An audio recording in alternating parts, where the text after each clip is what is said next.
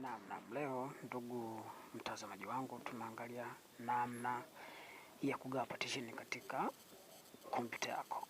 Sasa twende kwenye desktop. Pale kwenye desktop utakuta kuna icon ya this PC. Bonyeza mara mbili itafunguka kama hivyo. Upande wako wa kushoto angalia kuna neno tena limeandikwa this PC. Right click. Kisha right click itakuja orodha kama hivyo, nenda moja kwa moja kwenye neno manage. Utabonyeza mara mbili, utasubiri kidogo, itatokea kama hivyo. Moja kwa moja uende kwenye neno disk management. Disk management pale tunabonyeza mara moja, utasubiri kidogo. Utabonyeza mara moja maana upande wa kushoto, utasubiri kidogo kama unatumia mouse. Baadaye itatokea orodha kama hiyo. Orodha kama hii itakuonesha partition ulizonazo, lakini kwa kompyuta yetu hapa ina partition moja ambazo sasa tunaenda kugawa ziwe mbili. Pale kwenye local disk C ambao ipo uta right click. Kisha right click itakuja orodha ya maneno kama hayo. Utaenda moja kwa moja kwenye shrink volume. Utabonyeza. Kama unatumia mouse utabonyeza left click, itakuja orodha kama hiyo. Ukisha left click itakuja kama hivyo mara moja. Itakuonesha ukubwa wa diski yako katika kompyuta. Kama hivyo tunavyoona ina ukubwa wa megabyte 953,752. Sasa pale tunaenda kwenye enter the amount, number of amount.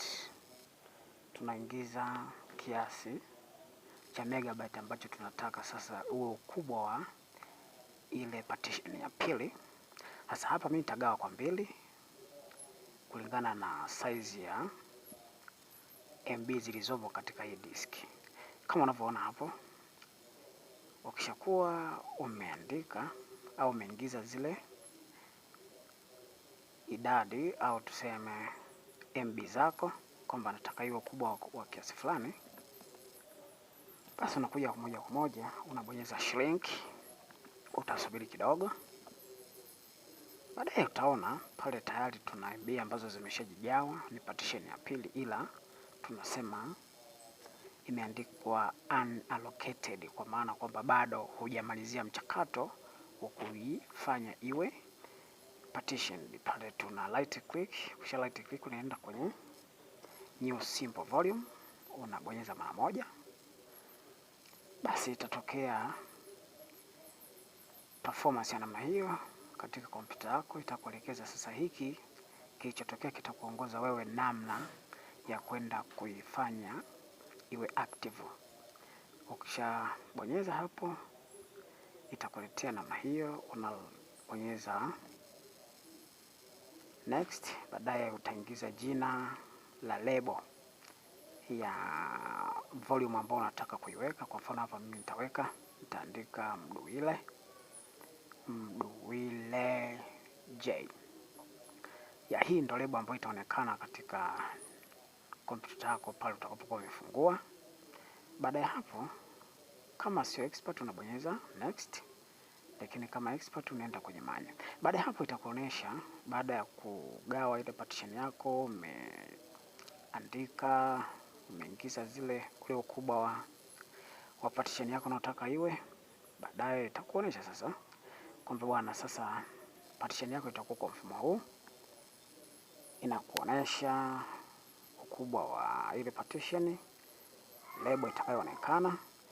Basi baada ya hapo tunaenda kuhitimisha kwa kubonyeza finish. Finish hapa, ukishabonyeza finish maana moja kwa moja sasa unakuwa umemaliza mchakato wa kudivide partition. Kwa mara nyingine jaribu kutembelea tena katika channel yetu ili uweze kupata vitu mbalimbali na maujanja ya kutumia kompyuta. Kwaheri na bye bye.